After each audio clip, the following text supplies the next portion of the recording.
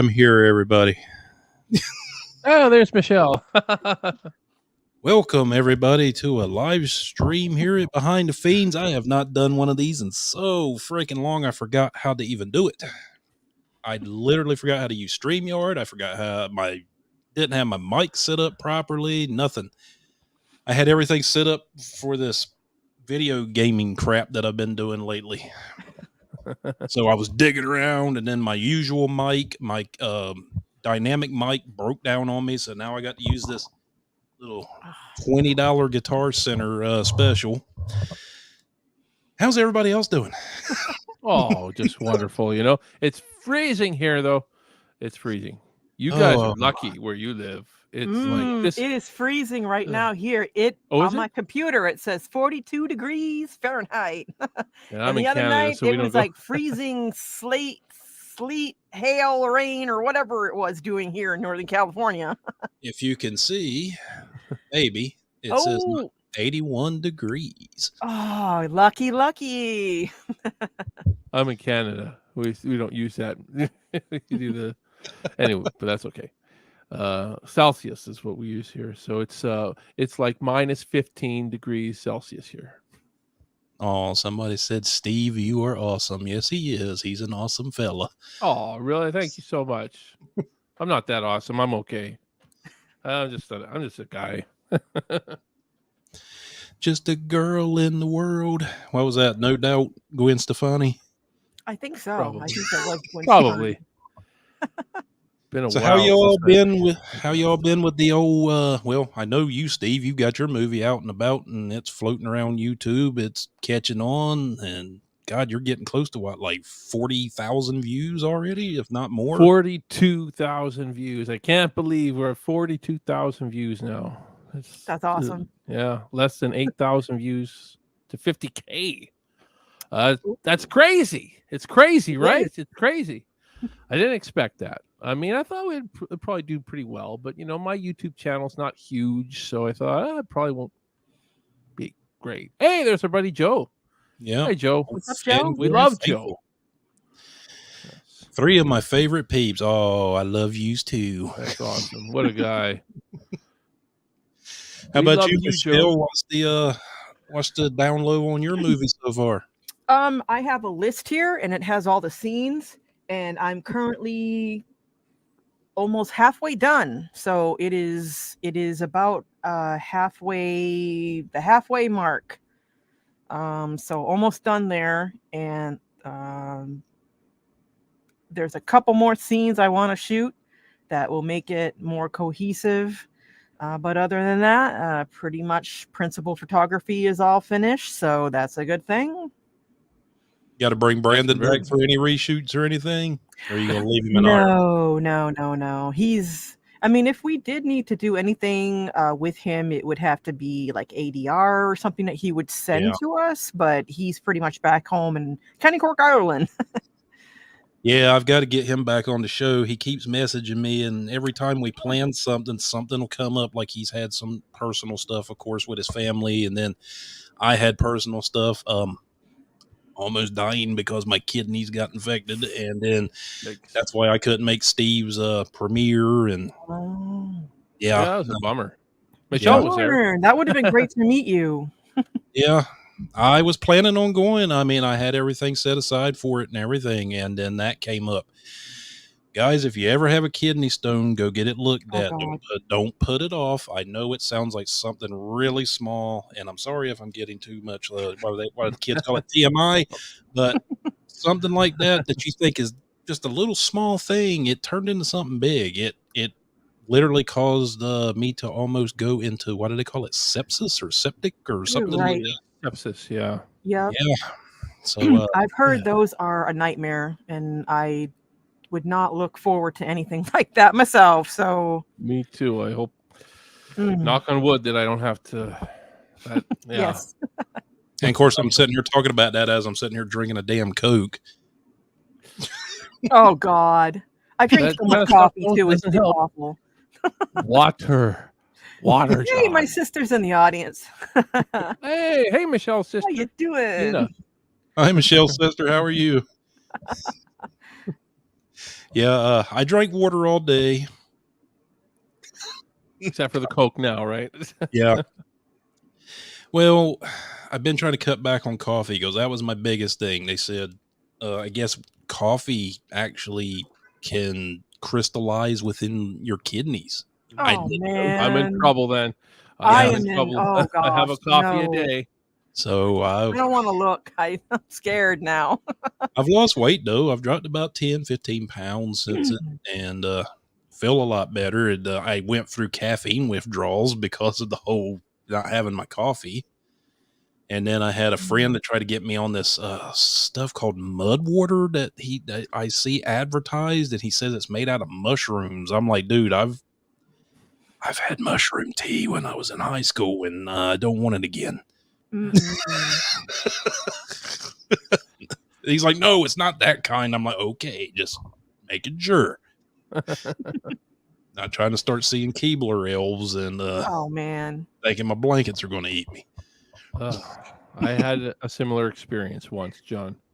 oh god, Halloween night. It was. Oh God, it was. oh god. Like on purpose or accident? It was accident. It was. I mean, I have it's an kind of a long accident story too. kind of a long. I mean, I play music professionally. I've done that for the last, I don't know, 15 or so years, maybe even longer. And I was playing a gig I was in a duo. We were playing a Halloween party, and these guys are handing out chocolates near the end of the night. And I love chocolates. So I was like, sure, I'll have one. Yeah, I'll have one. And then I don't really remember what happened. I remember I got up and played the last set of music, but then I woke up in my car the next day at like 5 p.m. When I looked at the clock in my car, it says 5.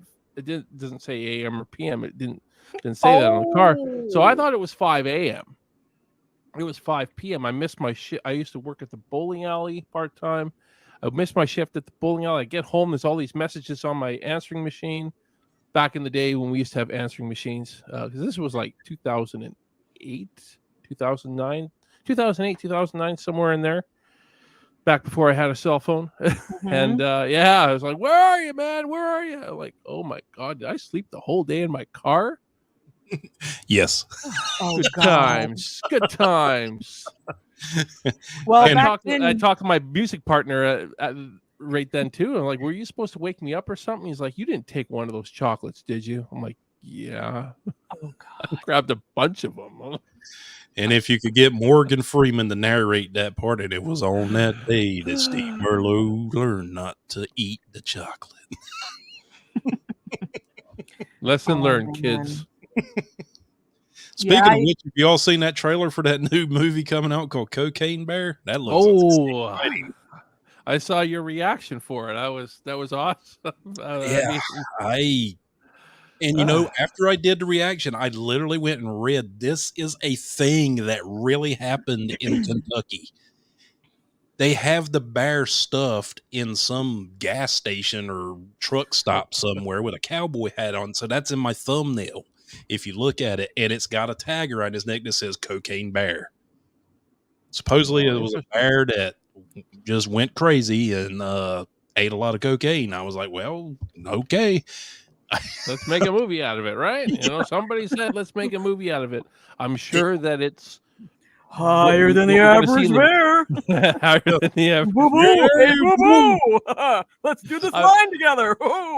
I'm sure the movie took a few liberties, though, on the actual story, though, right? Yeah, I'm pretty sure it wasn't as crazy as what the movie's going to be. But so was it a horror film, or was it like a real documentary, like this has really impacted the community or something? They're saying it's a horror film, but it's just too crazy to be a horror film. It's a comedy. It's going to have gore in it, of course, because you can see the blood and then the bear's like doing rails off of somebody's dismembered arm or severed arm.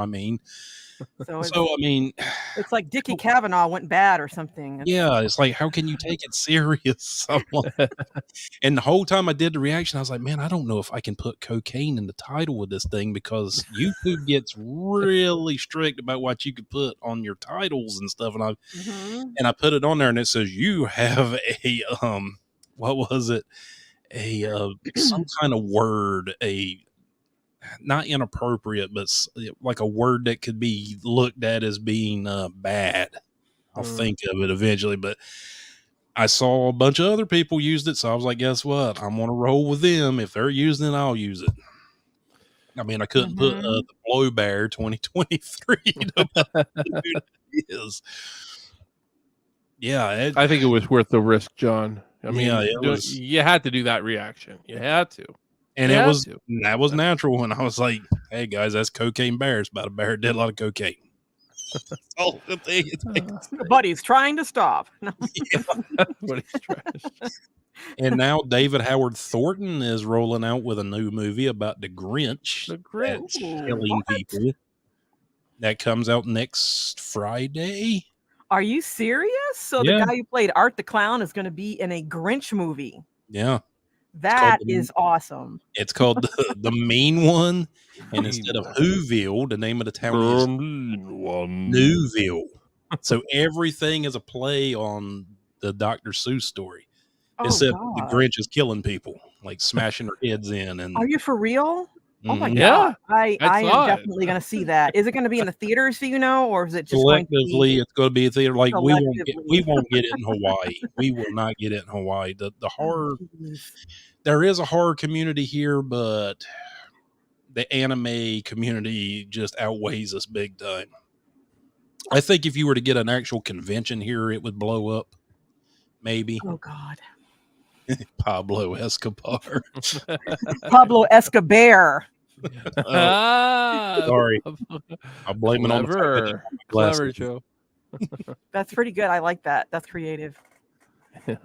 So Steve, with your movie, has it gotten any recognition from some of the OGs from the old 74 Texas Chainsaw?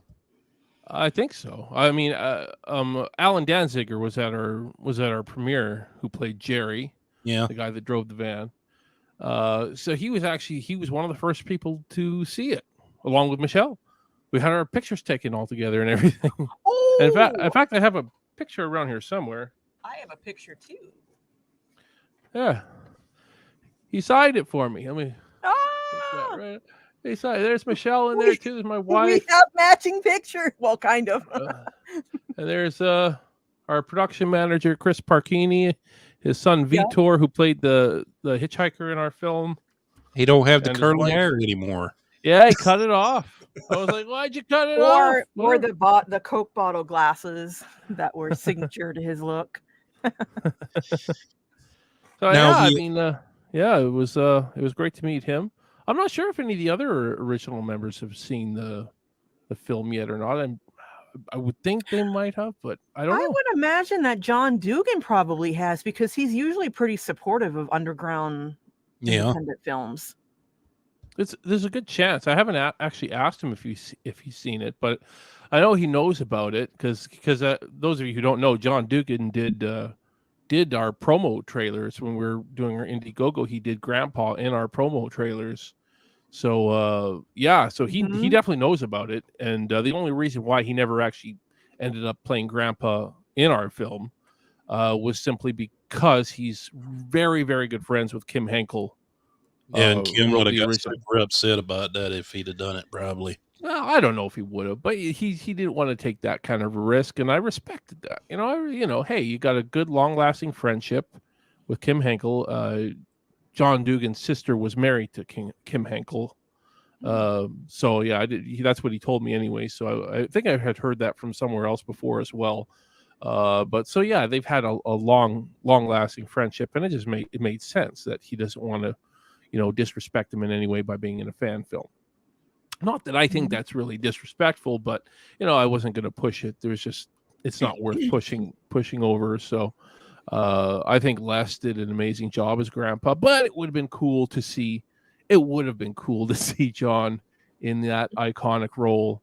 Having lines, it would have. For once, not having to wear tons of latex on his face. For once. Yeah. Yeah, he probably would have had to wear like a bald cap or something to do something because he's got to be more bald, right? Grandpa's got to be more bald, and John has a lot of hair. Like he's got way more hair than Grandpa does, like way more. Yeah, because people So don't that's the only thing. realize he was what, 17 when he did that, or 18? I thought it was 19. I thought it Really? was like 19, Oh, I 19 or didn't 20. realize he was that young. Yeah, He he was was pretty just a young. baby. I mean, Yeah. it's kind of hard to tell with all the makeup, but Yeah. Of course. Yeah. But I think one of the reasons why I got the role because he was so young and he was so thin, and you see a young thin guy and you can make that young thin guy look like a pretty frail old man, very so true. it worked out well. He probably Yeah, couldn't do it now. He wouldn't look the same now. I've read some interviews where he was talking about how it was just so ungodly hot though in that kitchen, or when they were doing it. And he's like, and I couldn't move. I had to just sit there in this gobs of latex. And he was like thinking Oh, he was going to gosh. literally die because of all the sweat. With the other stuff that I've heard about the filming of that, with like the live like chicken guts and the feathers and everything head else. cheese. Oh my gosh! Like And it started going rancid. And Ooh. Ed Yeah. Neal said in that one document, people on set were going like, making the right, faces. right. And even looking at somebody doing that can make you feel like that. So it's like a chain reaction. Yeah, and like the director is saying to Ed Neal, "Don't make faces like that on camera. You're wrinkling your nose." And he's like, "Wrinkling my nose? I'm about to project a vomit all the way." Well, that explains that one scene of him staring at when he was looking at Sally, and he's like,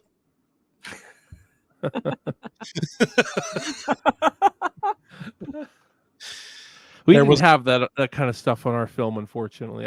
The one thing I tried to do on our film, I didn't try to do. I did, was not shower. It's not shower pretty much the whole time. Not the whole time. There's a couple times I showered in Texas, but because some days I just needed it.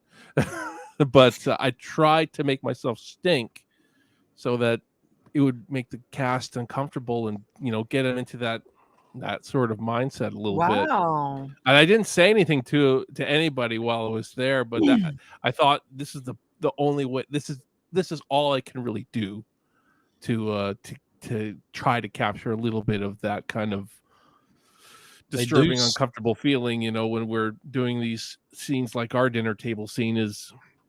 Our dinner table scene took 4 hours to shoot, and theirs took 20 hours, 26 hours or some damn thing they shot that,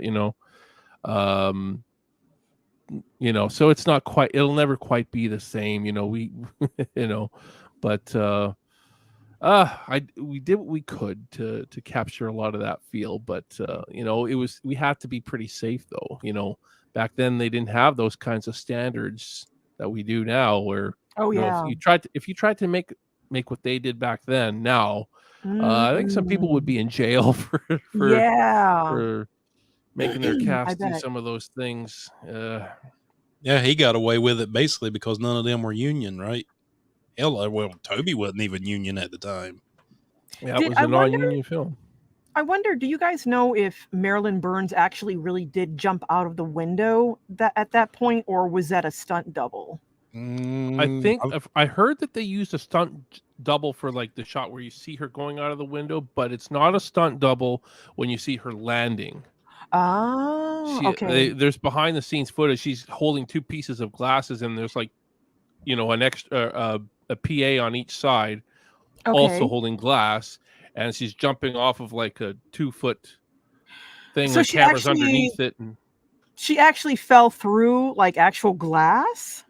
No, she didn't. No, she threw it forward, gave it the effect. The stunt person actually went through the window, so you see the wide shot of her going through the window. Right. But when you see the reverse angle, where it's like her feet landing on her landing on the ground, that was actually her. She had glass holding it, and she jumped, and the other PAs threw the glass at the same time.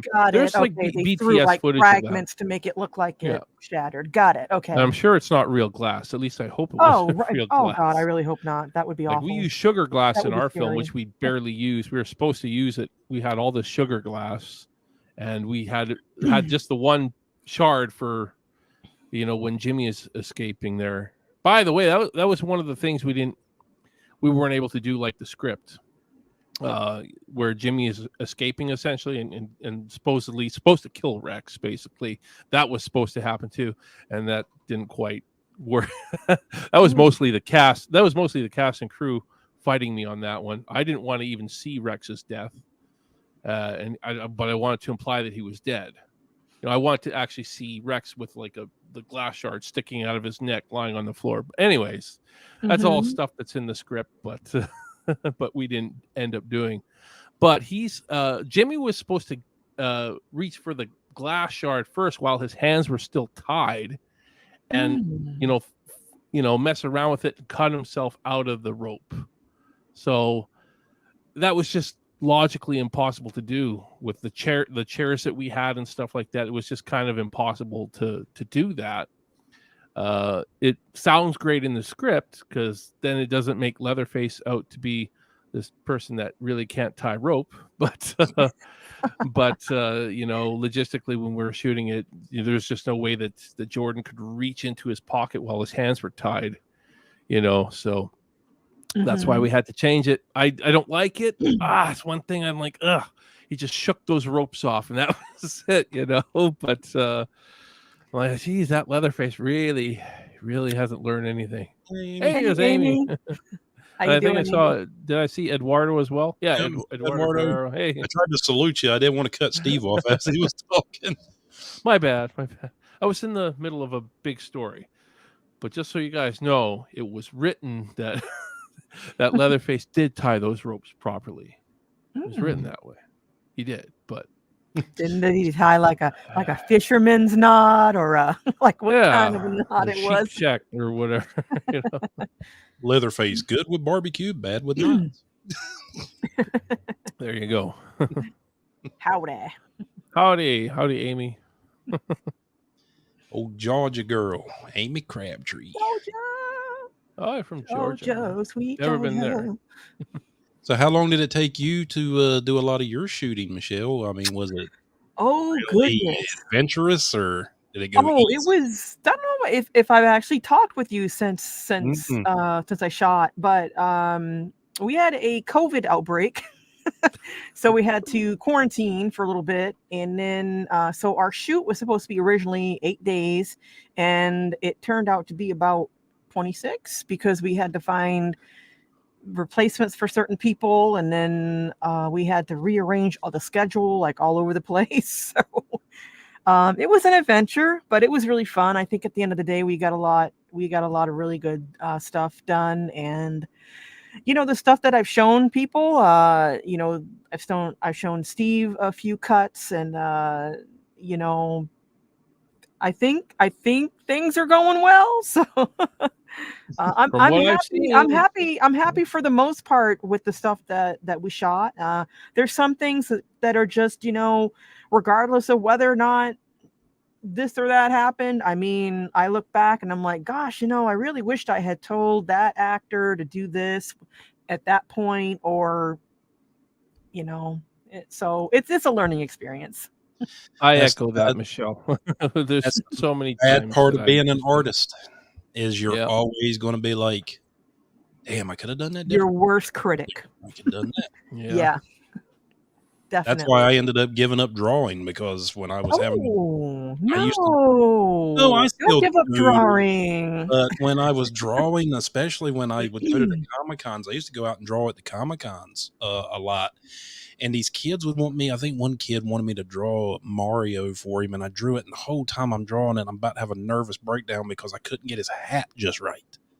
Oh. And the kid's like looking at me like it's fine. And I'm like, no, you got to wait till I get it right. It's a masterpiece. It's like that. But I mean, I have fun with it, but I am my own worst critic with it. Mm-hmm. Very much so.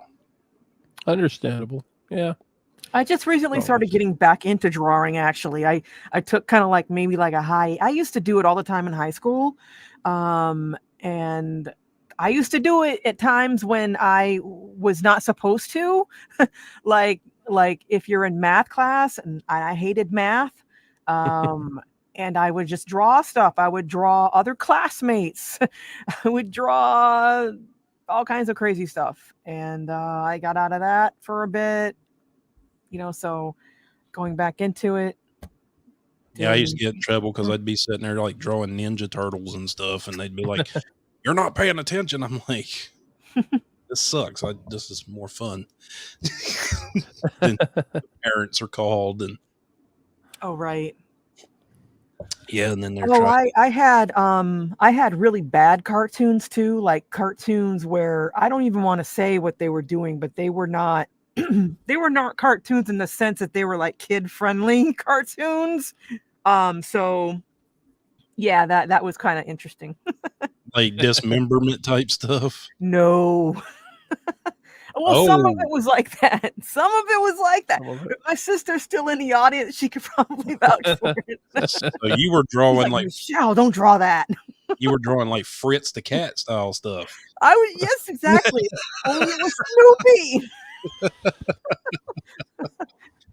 Snoopy and There you go. what's that girl's name? They always call her Sir. They were like Sir, like Oh, Linus, God, and oh my gosh, like it was bad. Yeah. the one that wore the glasses. I remember. Yeah. Damn, now and I love Peanuts, and I Yeah. can't think of her name. She also does amazing short skits. Yeah. Oh Yeah. God. Like the one of me vacuuming. Yeah, I saw that. Or Dear Diary. Oh gosh. Peppermint Patty. Thank you. Yep. Peppermint Patty. That's what her name was.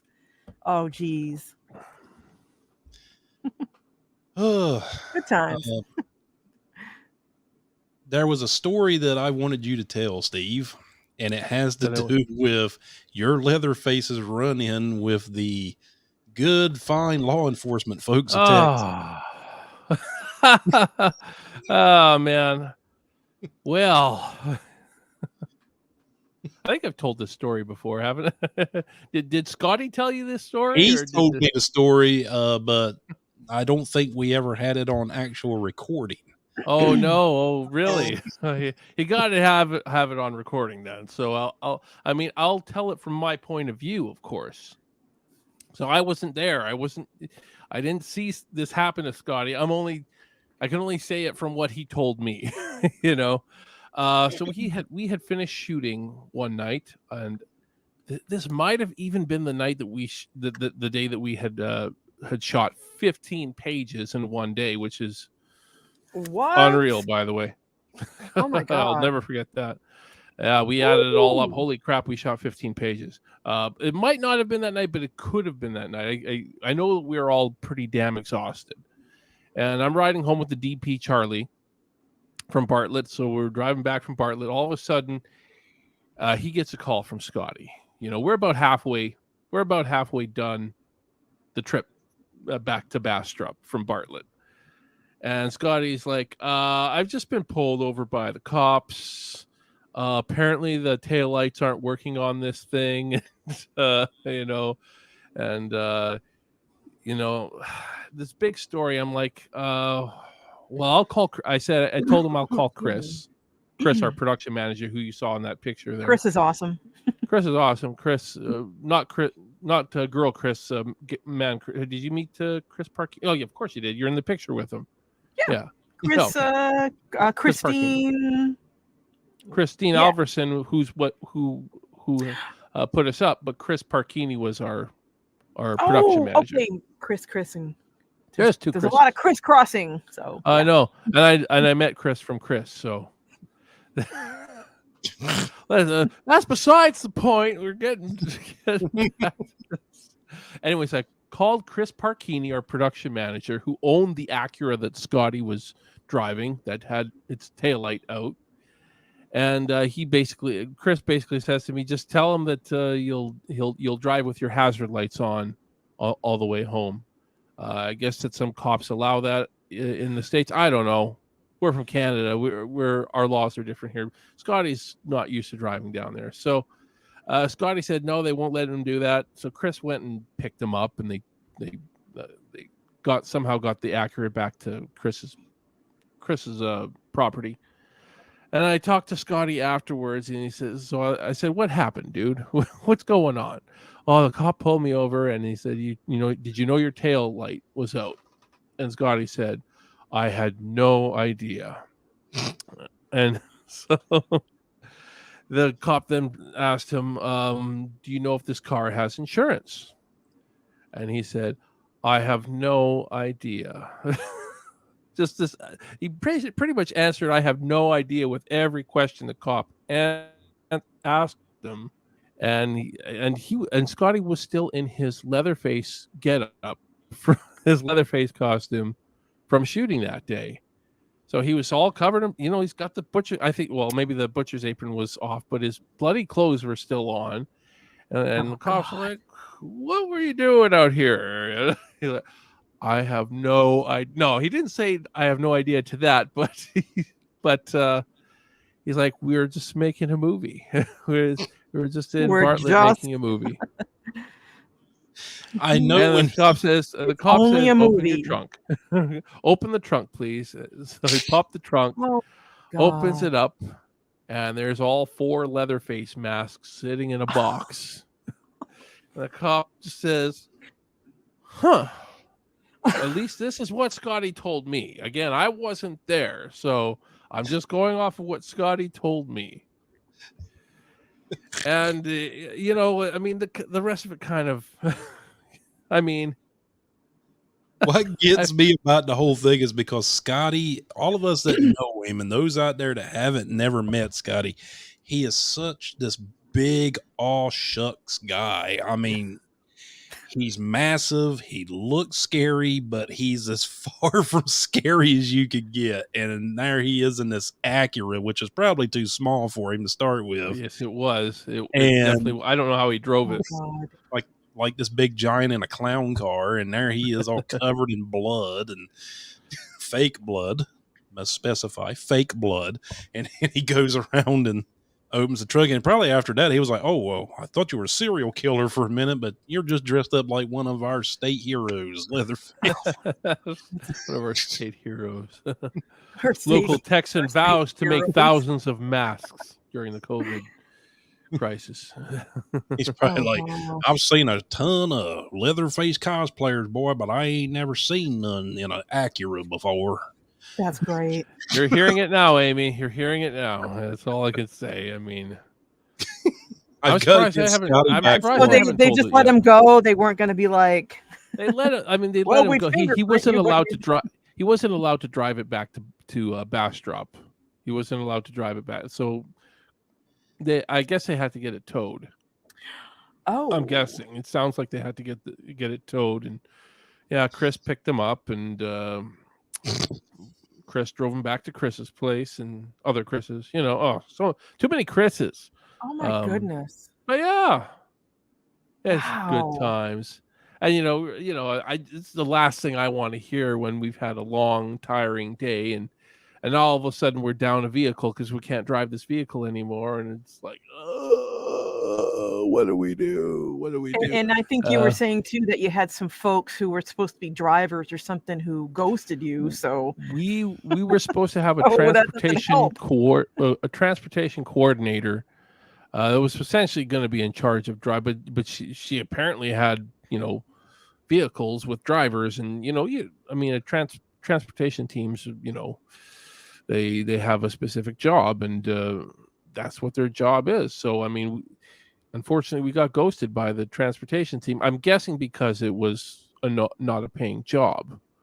I really wish that we were told in advance, rather than commit to something, and maybe I could have found a few extra bucks. I mean, that's the thing. I was asking people if they can volunteer because we were a pretty low budget movie and we needed to save money everywhere we could. right. But it was, no matter what. I mean, these people weren't going to get paid for what they should get paid, and nobody on set ever did get paid what they should have been paid. Right. Same here with the third channel. So. Yeah, I can imagine. But We didn't that's even indie have a filmmaking for you. contingency. So Yeah, it's yeah. Well, the next film you it- do, let me know, and I'll plan accordingly from a vacation, and I'll come down and be your all's bus driver. Yay. awesome. I used to drive big trucks in the Army, so driving a minivan or some kind of bus type thing ain't going to bother me a bit. Yeah. I'm still like debating whether I'm going to shoot my next film in Canada or the U.S., but we'll see. We'll see. I mean, we'll see. I worked with a lot of great people there in Texas, so there's a big part of me that that wants to go there again. But I just have to think logistically. You know, if I do make another film, it won't be a fan film, and then all of a sudden it's, you know, it's not a nonprofit. Right. You know, so if that's the case, I have to get this expensive visa called the O1 visa, and that's like with lawyer fees and everything like that to get this visa. It's like going to be like 10 grand, 5 So to 10 grand for sure. Was the visa that you used to get over here different from what you would be using? I didn't use a visa. I didn't need a visa. I just need a passport. Oh, because then what would you need if you came over here to shoot a regular film? Because he wasn't making any profit O1 off visa. the film. Yeah, because there was no money. It was just for fun project. And you know that's what you're going. I went to Texas for a vacation, as far as they're concerned. You know, it wasn't a vacation, obviously, but you know, that's the way they see it, though, because there's no profit in it. So, if there's even potential for profit, then I have to actually, yeah. But there was, since this was a fan film, no potential for profit. I did not need a visa. I just needed my passport, and that was good. I actually had to do a lot of research on that. I was a little bit concerned for a while. I thought I was going to have to do that, but I actually phoned. There were so many departments I ended up having to go through. And always put on hold for like an hour. You're always put on hold for like an hour, and then they say, "Oh, this is the wrong department." You actually call this department, and then you call that department, on hold for an hour. Oh no, it's like the DMV. Call this department. It's terrible. But finally, it's I like did get the right department. It was the U.S. Visa Services, I guess, is what it really was. And they told me, no, you don't have to get a visa for something like this. And I told them about the crowdfunding and all this stuff, and they did have to double check that was okay. But they did say, no, that's okay. The crowdfunding is okay. Yeah, so it worked out okay. I was pretty lucky there. I thought I was going to have to put a lot of money into that, more money into the film. That's the way I looked at it. You know, we put as much money into the actual film as we possibly could. And now I'm at a point where, we're ending our campaign this weekend. I have to put it down sometime, but so I finally chose this weekend to do it. But I was at least able to back pay some of the actors a little bit, some of the cast and crew a little bit. Not again, nowhere near what they deserve. But I don't like people working for free either. I don't like it. But that's indie filmmaking for you. When you need a big cast and a big crew, that's just the way she goes. And making a movie off of $30,000 is just.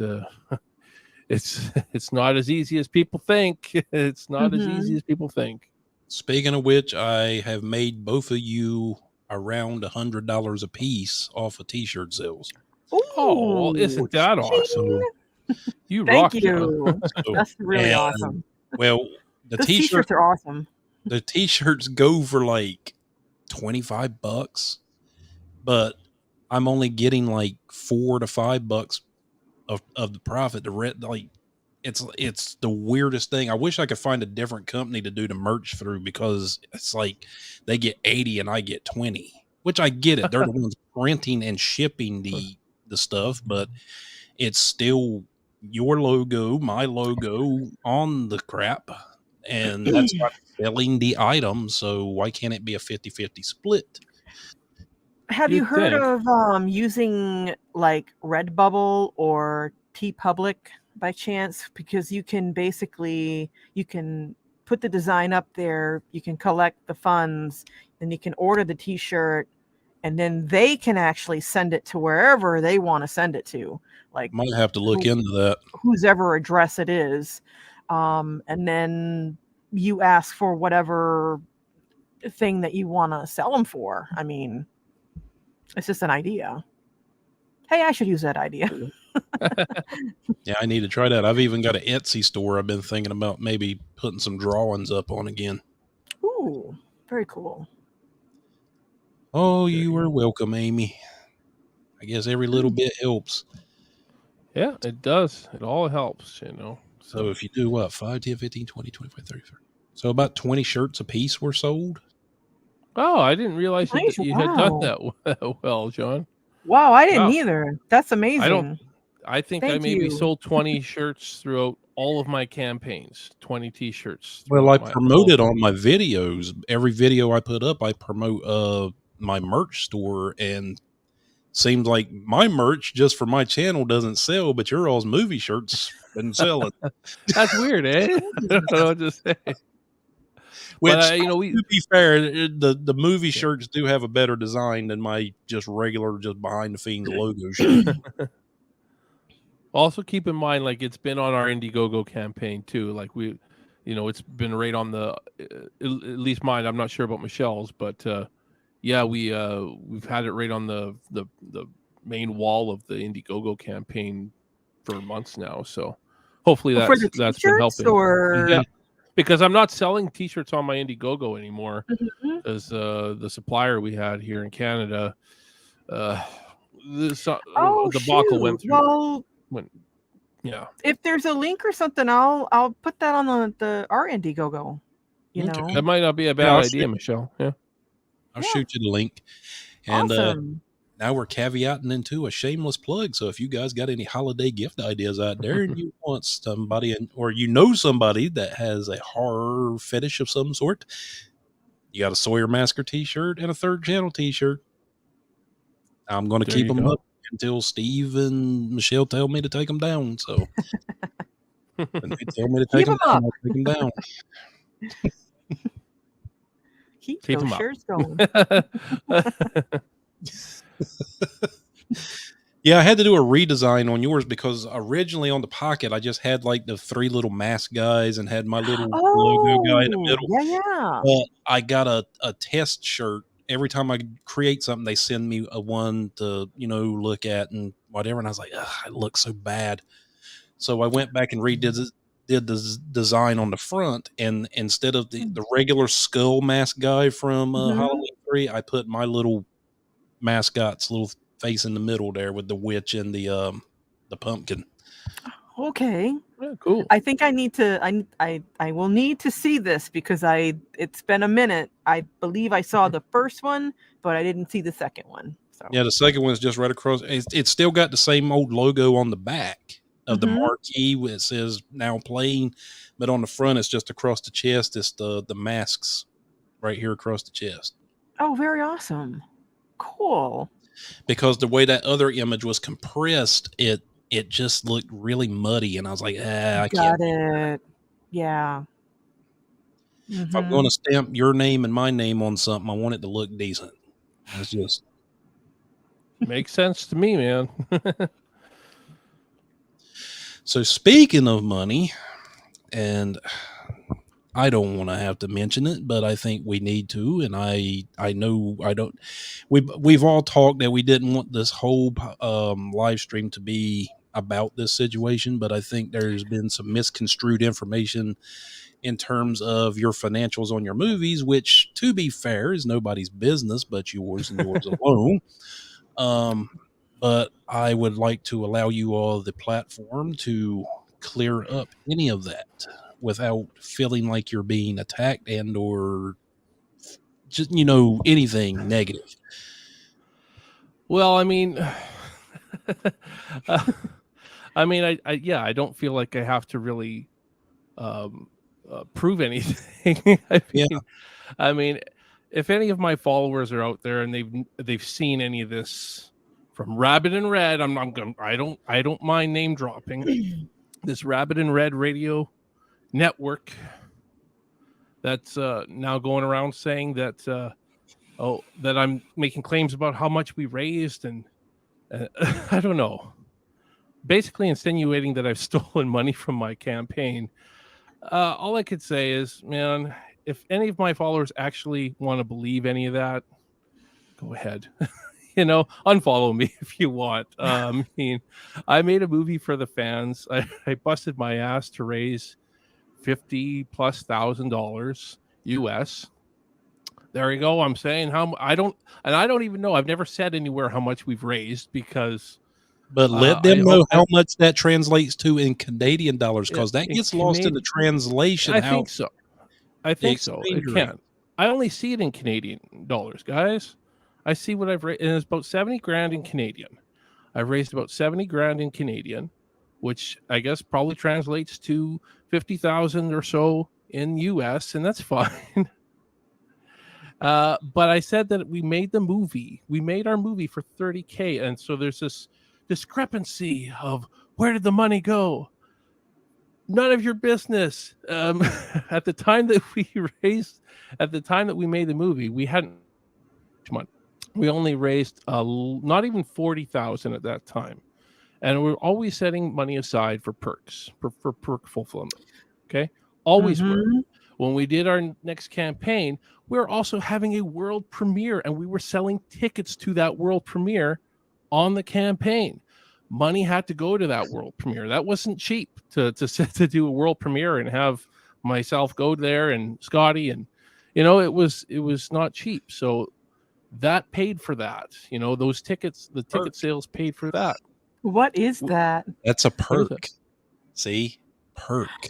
But what is it? I mean, I know what it is, but I don't know. It's a bloody burrito. No, it's one of Scotty's aprons. His butcher. Oh, there it is. Oh, so there you go. We fulfilled our perks. Well, not all of them, but we've fulfilled that one. We know that. I remember seeing some stuff in Christine's basement that was getting ready to be shipped off, so I can vouch for that. But yeah.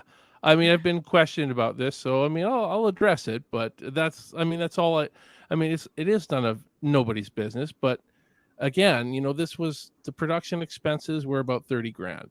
Okay, and I'm back, and I've always said this on our when I've gone live on Facebook or whatever that we raise more money. I'd like to be able to back pay those that worked for free on my film.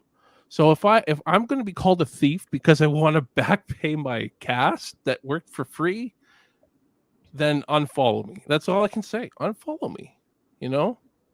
I don't need to explain this stuff. But if any of my followers want to reach out to me and ask about it, I'll be happy to answer. But they have no right to question this. They have no right to question this, especially since they weren't backers. Oh, sorry.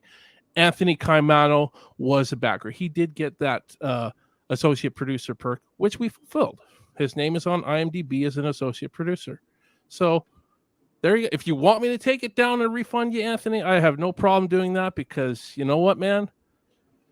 I would rather not see your name attached to this film after this. And I never said anything about you.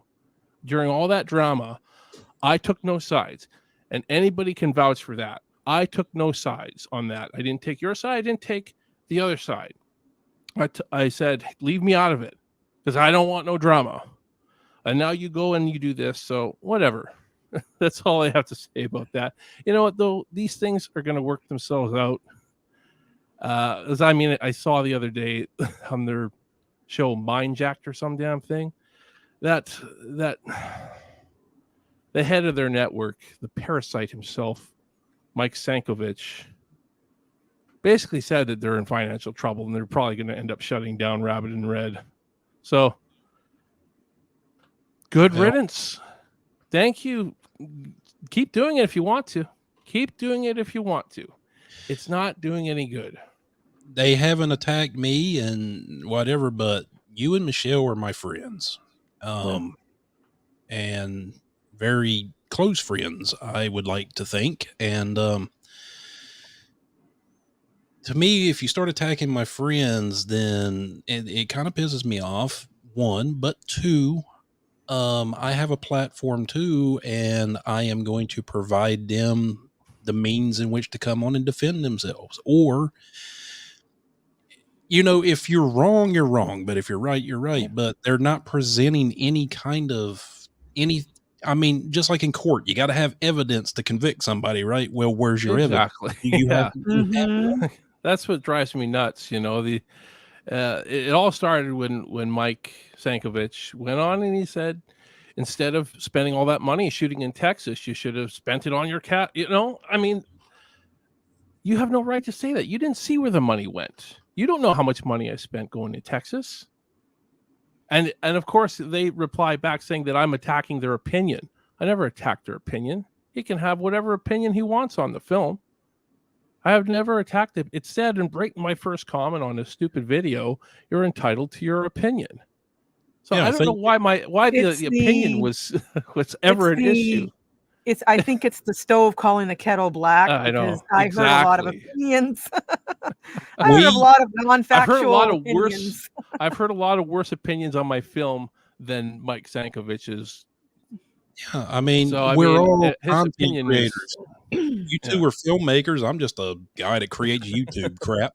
But at the same time, I've gotten hateful stuff and I don't hate back. I don't take it personal. Hey, you like my stuff? Fine. If you don't, cool, whatever. Cool. And you can say whatever the hell you want. If you want to say how much you hate it, that's fine. But don't try to tell me that we cut corners or anything like that, or I'm stealing money. So I mean, that's where I'm. And again, you know what? This is all going to work itself out. You can tell that they're not doing well. I mean, he did it live on his show. He basically said, I don't think this network is going to last. Nobody cares about our stuff. I'll tell you why, because you keep putting out this BS. If you keep putting out lies, eventually people are going to be like, I don't think I want to tune into this stuff, because all he does is shit post all the time. Well, like it's like Fox News meets Geraldo or something. It kind of Fox News meets Geraldo. When you want something to grow, you want people to get enjoyment out of what you are doing. And when you come on and you're just acting like man children, basically throwing tantrums and using, like, for example, making fun of my friend Michelle here, in a kindergarten manner, like playground immature way, that of course nobody's going to take you serious. They're not going to follow you. They're not going to subscribe to you. Yeah, they might stop by because it says drama or something to drama, but then once they watch toxic horror show. Yeah, you know, it's clickbait. It's right. Is that that's true? The correct term? It's clickbait. And for example, on their video, I put when I reviewed Halloween Ends, just because I put the word that I ranted in it, I got 8,000 views on that. And then people were commenting. They were like, well, you didn't really rant. Well, am I supposed to be kicking and screaming and throwing things? My rants are a little bit more laid back. It's not me screaming into the microphone like an idiot. My rant was, I thought the movie should have been called Boo, It's Corey, not Halloween Ends. Yeah, I get that. I mean, yeah, it is what it is, man. That's all I can say. I mean, it's really, I'm not going to stoop to their level. And I mean, we could, I mean, yeah. Anthony and his wife there, Mandy, had their daughter on, or her daughter on, impersonating me. Oh God. Hey, man, and that's cool. Hey, you know what? If I was hoping that I was going to get a good impersonation of me. I thought it was kind of stupid they had a little kid doing it, you know. But man, I can be a funny guy to make fun of. You do a good impersonation of me, I'll be like, hats off to you.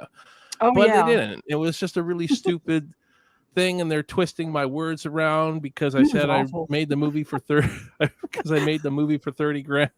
I mean, the mustache wasn't even like, it didn't even look like a mustache. It looked like felt paper or something. Incredibly bad taste. It was incredibly bad taste. And to be fair, it's not the kid's fault. It And isn't. It's not. You're we're right. not saying that. I mean, I'm not gonna. I mean, the kid's never met me before. She's just doing what her mom told her to do. Yeah. And I think we all met Mandy before. Yes, I've had Mandy as Yeah. one of my co-hosts once, and Yep. it just didn't work out. She applied for the role of Jessica Kelly, actually. Oh, Yeah. did she? Yeah. A little old for that role, I would say, but that's okay. She applied. She can apply, and Anthony Exactly. You applied. can apply. Anthony applied for the role of Gene. And you know, I had constructive things to say to him. Mm-hmm. He was not right for the role. He's got stuff to work on as an actor, and I thought he would take it seriously and you know, try to go. Any serious go somewhere actor with will it. take it seriously, and they'll take what someone says and they'll use it as constructive criticism, and they'll come back with something better. They'll get more training. They'll work on their thing, and they have that. Well, he's option. making his own films now, I guess. Oh, I guess. He's starting a crowdfunding campaign in January 1st. Whatever happened to the Flower City Massacre or whatever it was called? That fell apart because I'm like Porky Pig. The Flower City Massacre, or because of like that. drama. Oh, because of the drama, he had to do mass refunds for all of his my goodness. Whatever, man. It's so funny. He's going on all these. I heard him on a podcast.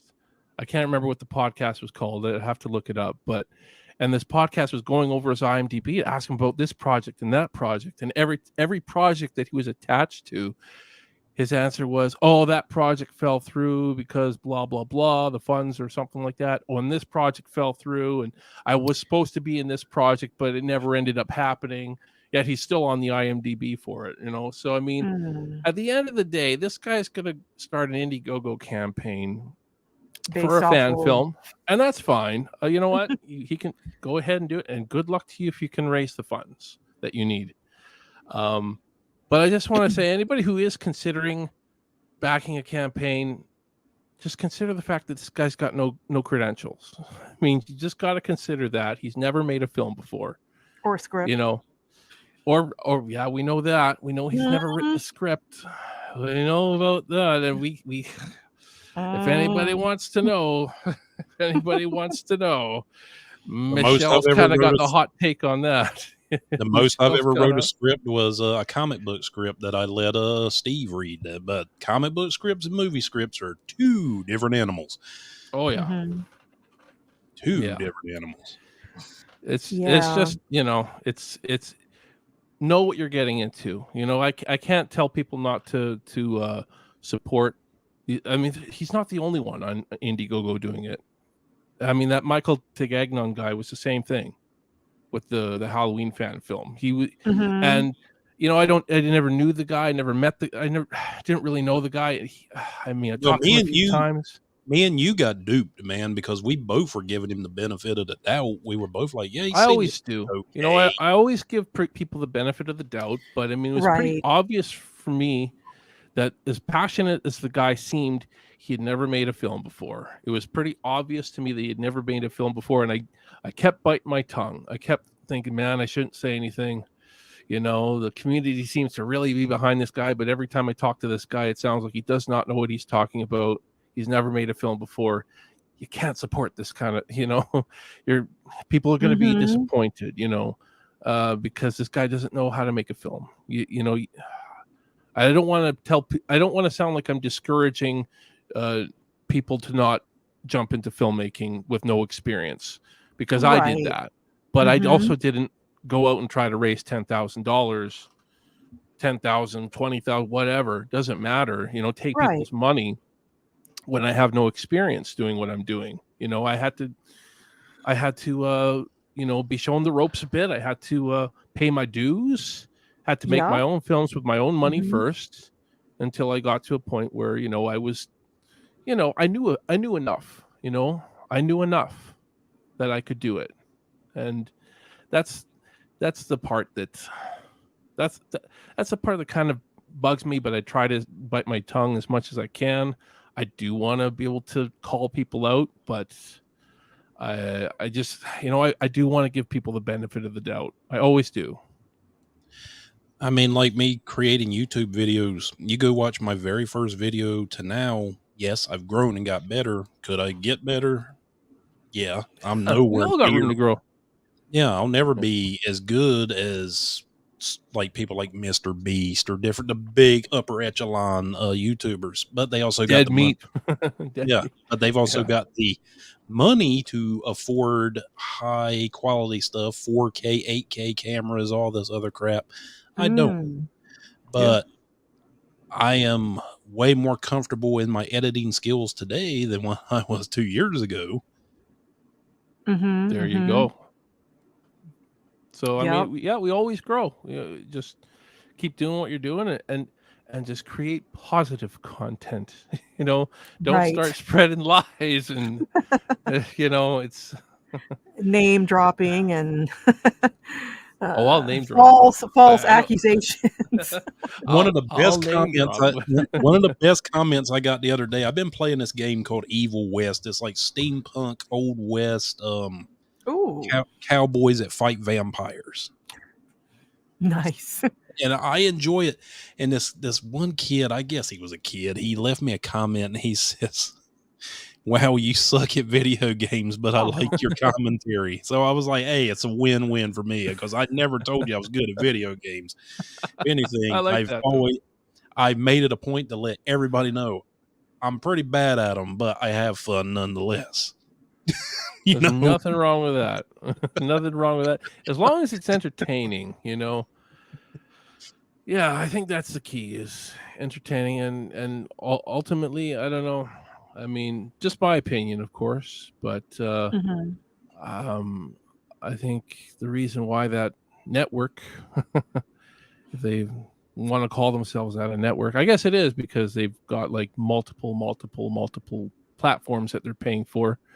If they want to make good use of that, they got to put out good content. And I just don't think I haven't really seen very good content myself. But I haven't watched a lot of their stuff either. So, just from what I've seen, but to me, it was pretty obvious why their channel is not doing so well. To me, here's my thing, and it's just like in my post that I put yesterday on Facebook. I don't want anybody to fail. I don't. I really, really don't. I want everybody who tries this, whether it's YouTube, filmmaking, podcasting, whatever it is, I want you all to succeed. I'm not so selfish that I only want to succeed and screw everybody else. I want everybody to succeed, but don't do it at the cost of people's feelings or your friendships, because at the end of the day, this will all go away someday. Yeah. This behind the fiends thing that I've got now, this is not going to be forever. This is going to end one day. Nothing is forever. But I would like my friendships to be intact. I would like my integrity to be intact when I walk away from it. Projects come and go, but friendship should always be there.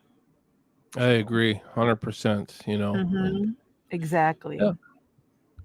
And just don't spread lies, And if you're wrong about something, admit that you're wrong and apologize. That's, hey, people do get shit wrong. Sometimes people speculate and they try to make it out as fact. But when they do, they apologize. They admit that they're wrong. And like the video I had to do in reference to them saying, and Mike Sankovic still never acknowledges that. He still claims apologize or anything. He said it on that live stream last week. He said it last week. It was definitely Tom Atkins' voice in that trailer. And it's not. It's David W. Butcher. And I gave examples in the video that I made, and you guys can call David W. Butcher and talk to him on the phone or FaceTime him or whatever. What'd you say his name was? Mike Sankovic? Watch the video. You say his name is Mike Sankovic. Hey, Mike Sankovic is the rabbit red guy. Look, Mr. Sankovic, I'm coming at you in a friendly manner, but look, Tom Atkins is he's out of my price range. he is a union actor. I think he was going off that Michelle just ripped his audio from somewhere. Right, the right. original movie. You Which realize would what be kind really of difficult. And I used to take like audio classes in community college, and I do Yeah. not like, you have to really like the way people pronounce things, and like somebody might leave like a word like in a higher note. Like you cannot put that stuff together without it sounding like, "Hi, how are you doing?" So it's not even going to sound like a real life person. but those lines that were spoken he never spoke in the original movie.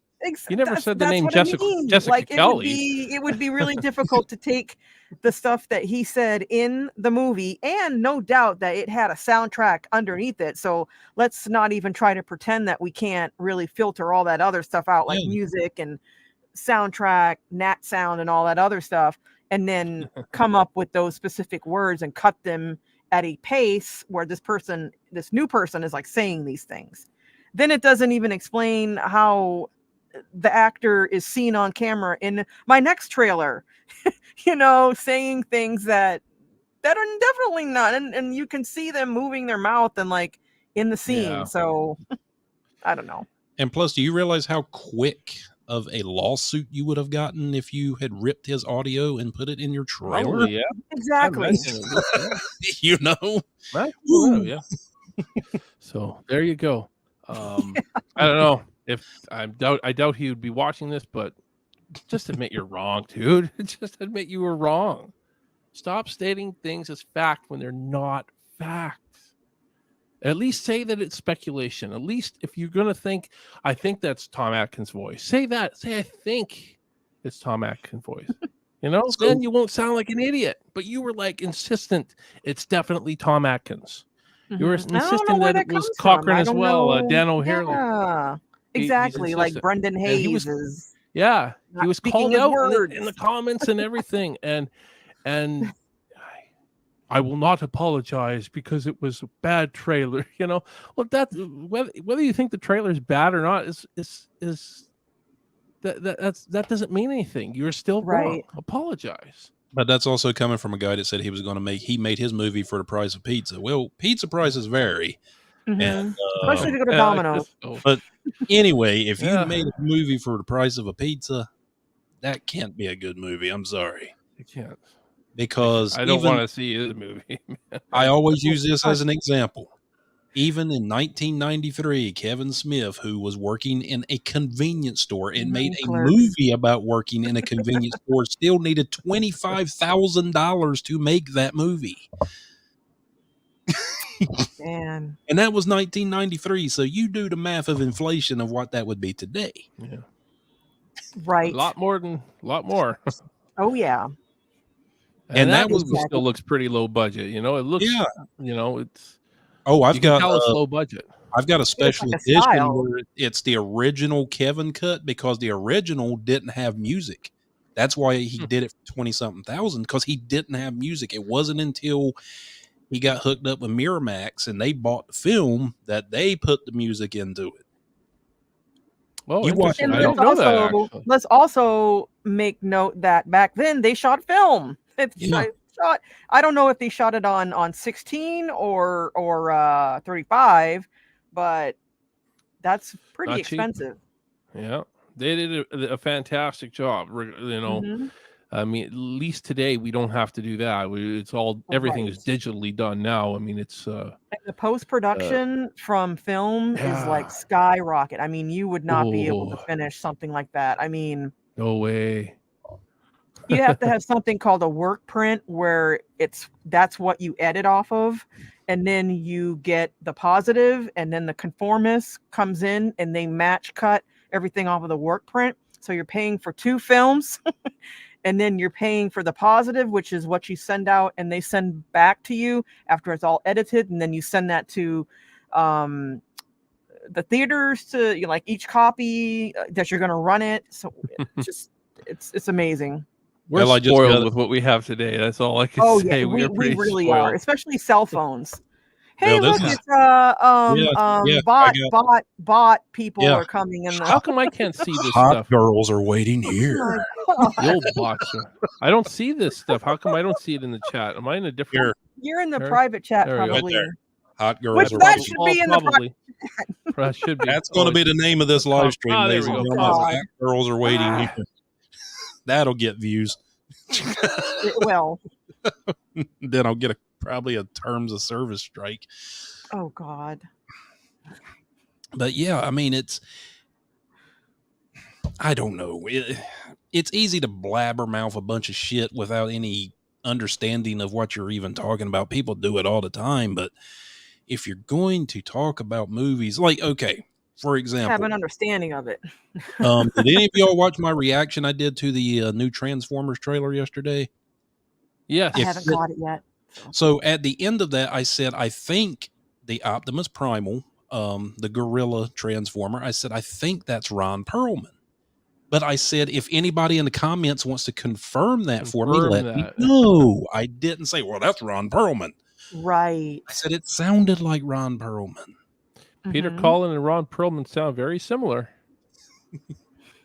Turns out I was right. It was, but It was Ron Perlman, eh? yeah, in Optimus Oh. Primal. But I was like, it sounded like him, but I didn't say, oh, damn it, that's Ron Perlman. Nobody will tell me Well, different. there you go. I asked for somebody in the comments to verify that for me, and they did. And I was like, okay, cool. I was right. No big deal. It's not a bad thing to sometimes admit you're wrong. It really isn't. It really isn't. It does not mean you were stupid. If anything, it'll make you look way smarter. Just saying. You know? Right. Yes, John always attracts dirty spam bots. Steve does Who too. doesn't? I do. I do all the time on my channel. I love it. I love the spam bots. Yeah, me too. Oh God. And it's always your live streams. It's never Oh yeah. It's never just my regular videos. It's always when I'm on a live stream. Oh, of course. They love the live streams. Like I had it when I had Frank for Real, which he played in Street Trash, so obviously he doesn't mind lowbrow humor. But I remember it was just bad that day, and it was just one after the other. I was like, man, I hope he doesn't see this. I hope he's not like watching the chat or something and be like, what kind of operation you're running over here? 69XXX site. Hot girls are waiting here. Oh, Yep. man. Well, that's a pant size, isn't it? Yeah. Yeah. That's what they're talking about. 69XXX. Yeah. Mhm. Yeah. That's a big person. Oh God. Anyways, Oh geez. I lost my train of thought now. But no, I mean, I just didn't want the whole live stream. I wanted to be mostly positive, and it was because we, talked yeah. about the productions of your movies and everything. And Oh yeah. but I also wanted you all to be able to have a platform to address that because, Mhm. bullying is not cool to me. And that Yeah. came off to me as bullying, a lot of it. And I'm a nerd. I know what it's like to be bullied. I grew up in the 80s Me when too. comic book collecting wasn't cool. And if you told people that you did that, you probably were going to get in a fight. Oh yeah. So, nowadays I walk up to kids and they're like, you collected comic books? Cool. I'm like, where were you 40 years ago? When I could have used you at that time. But yeah. That is so true. And a lot of those guys know, I'm pretty sure a lot of them know what it feels like to get picked on. I'm not going to call any names, but I'm sure that they know. So why do it to others? Yeah. But everybody, everybody's a tough guy on the internet. I've noticed that. Oh yeah, that's what it Oh seems yeah. to be. That is so true. Yep. But you know what? Unfortunately. At the end of the day, if these people want to keep telling the lies, they can. Let them tell the lie. Tell every lie you want to, and if people actually, if any of my followers actually believe it, well, you don't have to follow me anymore. Again, like I said, you don't have to follow Right. me anymore. But I have Exactly. I have a feeling that not many of my followers would actually look at that kind of content that they're putting out and actually take it seriously, because it's really, I Mhm. mean, it's in very poor taste, having a kid imitate me and all that, very, very poor taste. I mean, you could, anybody can go out and research what I have said about the movie at any time. So I mean, as long as people do their research, it is what it is. Yeah, I agree, Amy. Yep, it sure is. Yeah, it is. It's And not very becoming. That's for sure. like if I really wanted to be a bully myself, I showed Steve the statistics from that radio network yesterday from a very reputable source that monitors YouTube activity, and it's not good. So if I wanted to really be a dick, I could just be like, oh, screen share and just throw that up there. But I'm not going to do that because that's of not course. me. Right. But you could. Yeah. See, they would probably do that kind of thing if they would probably go on and share all that stuff. But what's the point in doing that? Right? What are you really doing when you do that? You're just trying to embarrass somebody. And I don't know, it's ridiculous. It really is. But let them do it. Let them do all they want. They can do all they want. I mean, free speech. Yeah, free speech. But at the same time, twisting my words around like they've done so many times. Go ahead, keep doing that. But once again, all you people that follow me out there, I am okay with people's opinions on my film. I'm okay with trolls. In fact, I welcome the trolls. Thank you for trolls for coming. That means I feel so somebody when I have a troll that just kind of shit posts about me. I love it. But But the thing that perplexed me so much about this whole thing is how quick they did a 180 on both of you. Because it was like a year ago, they were both, that particular network was... It's a jealousy thing. I hate to say it. It's a jealousy thing. They were supporting Michelle, supporting you. Everything was hunky-dory. Well, my stuff started like before principal photography started. I don't know if you know that, but there was that they had done the Tom Atkins voice dubbed over thing, like that was they months ago. It. Yeah, that was quite back a while ago. Was that May? Yeah, I think it was around May. It was a while ago. Yeah, it was. I think it was. No, it wasn't when. I'm trying to remember what the thing about the show was. I don't remember. It was whatever. The point is, he said it. Mike Sankovich said it. I don't mind name dropping. He said it. He said that's Tom Atkins' voice. He said that's Dan O'Hurley's voice. He was proven wrong. Right, and they said something about like, oh, I think it's in bad taste to dub over a dead man's like voice or something like that. And I was like, really? They talk about Tom Atkins being dead? Bad? No, they're talking about Daniel O'Hurley. Oh, I was getting ready to say Tom Atkins is alive. Yeah, he's still alive. It's in bad taste to post false info. What it was really in bad taste, is to try to make something as fact when you don't have your facts. You don't have your facts. And apparently they don't like my haircut. Oh my God. Here's my question. I can't please everyone. I'm sorry. Here's my question, Michelle. Do you give a shit? No, I don't. Hey, that's all that matters. I do not. They probably don't like my haircut either. I don't cut my hair. That's why I don't have a haircut. I have no hair. Grow up. But I'm bringing it up because it has absolutely nothing to do with filmmaking. Yeah, I know. Let our films do the work, Michelle. Let our films do the talking, and they can just keep talking. Oh gosh. Now, when I was a little boy, I remember I got into my grandmother's clippers and I cut my own hair once. It wasn't good. Yeah, I've done that. It reminds me of that Bill Cosby skit, like, was your head with you all day today, son? When he comes back with a weird haircut. Mm-hmm. Yeah. My mom always wanted me to have my hair long, and I decided I was going to shave my head, I guess. But it did accomplish a good thing because my grandfather was a big stickler about boys having buzz cuts. Oh. He was like, long hairs for sissies. He's just that old school mentality, and I always had the long hair because my mom just wanted me to have it because my hair used to, when I had it, it would go down straight and then it would curl. And my mom was like, oh, his hair is so pretty and blah, blah, blah. Then Mhm. that happened. Then my grandfather's all right. Finally got it. I can shave his head now. Hold still, And boy. now like skip fast forward many years later, and there's guys with long hair on like Sons of Anarchy and The Walking Dead, and they're like, and girls were like, oh. Yeah, I mean, even my oldest boy doesn't have. He used to have some long shaggy hair, and my youngest does. He's got the whole emo hair thing going where it kind of looks like Joey Ramone, where it like covers his eyes. Was it Joey that had the long hair, the bangs in the front that would cover his eyes? It was one of those Ramones. Mm. I John, can't remember. what I'm is not it? good with the Ramones. I was never a big Ramones fan. Oh, I have pictures. I'll show you. I got my old high school pictures and stuff. Oh yeah, I had to do a couple Ramones songs when I was in one of the bands I was in. Was it Just like a cover power band? chords. It's just What's power. that?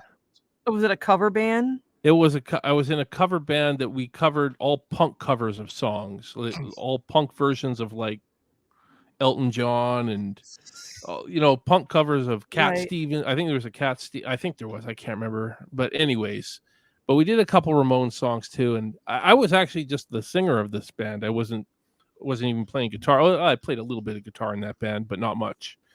Just the but singer, yeah, like the singing, front person, and you're calling yeah. yourself Oh yeah. just the singer. I was only singing, not playing guitar, and singing like You were the I front normally- man, sir. You were Vince Neil. I guess so. I definitely don't feel I was right for that kind of. I'm not very front man. I feel naked without a guitar in front of me. I love singing. Don't get me wrong. I love singing, but never feel comfortable without my guitar. And it was a interesting experience. It wasn't really my cup of tea music wise, and singing those types of songs. The Ramones, like we had to sing the Ramones cover of Surfing Bird. That drove me nuts. It really did. It was driving me nuts. So I mean, I don't know. It didn't last that long, but it was kind of fun. But it was to try something different. I'm always willing to try new things. I love the Ramones, but I will say most of their songs are nothing but power chords. That's really all it is. Right. Yeah, it's pretty big. There are punk bands that have a lot more to them than the Ramones do. That's for sure. I think the Ramones are actually kind of overrated, in my opinion. They're pretty overrated. But like I'm not much of a punk rocker to begin with, but I can identify a little bit more with bands like The Clash, and other bands like that. Even The Clash are a little bit overrated, but we did a couple of Clash songs, and they had some cool bass lines and some interesting chord progressions, whereas Ramones is just it's just that kind of thing. True. Over and over, and I don't know. I find the Ramones it's overrated more rhythm personally. than like lead. Yeah, Misfits was a lot like that, but the thing I liked about the Misfits was Danzig had that crooner voice, that Elvis Presley voice, and it just stood out, But as far as their guitar playing and bass playing, yeah, it was just standard. It was just power chord, and Jerry Only, bless his heart, I'm pretty sure it was just on bass, Yeah. It was just something about Glenn Danzig's voice. I used to have a Sam Hain T-shirt when I was in high school. That is a hard band to find any albums. I know. I have looked high and low. I found them on eBay, but people want tons of money for it. Like I'm a huge Randy Rhoads fan, and I want his original Quiet Riot stuff when he was in Riot before he left and went to Ozzy. Sadly, those rights to that, I talk to his sister all the time on Instagram, and she's just as sweet as she can be, but she said sadly the rights to all that stuff is still owned by a Japanese record company. Oh, really? Because I guess the family has been and this is what I believe. She told me, don't hold me to it as gospel, but I think she said that the family's been trying to work with them and trying to get those rights back, because this was the 40th anniversary of when we lost him this year. Oh, yeah, that makes sense. Yeah. Wow. I mean, he adorns my table here or my office desk. Nice. People was all about Eddie Van Halen. I love Eddie Van Halen too, but I'm more of a Randy Rhoads guy. Well, there you go. Who knows how good he could have become as well, right? I think him and Eddie would have been head to head right on until they gotten old and gray, to be truthfully honest. Yeah. But supposedly, according to what I've read, I've never asked his sister this, but he was planning on leaving Ozzy before he got killed. Oh, really? Yeah, he was going to go back and run the, I guess their family had a music center, and he was going to go back and pick up classical guitar and start teaching again. Like he had done had his he had done had his fill of the rock star life. Oh, wow. So I could see that though.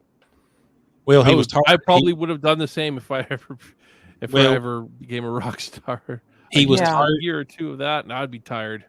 He was tired of having to. You can only rock so much. I know. He was tired of having to deal with Ozzy's drug binges at that time. It was getting to be too much. I think Ozzy got tired of his rock binges. Eventually. Yeah. Have you ever seen the movie The Dirt about the Motley Crue when they had the Ozzy in there? Yeah. I haven't. Good God. He snorted ants and licked up Nikki Sixx's pee. And supposedly that's a true story. Wow. So I'm just saying.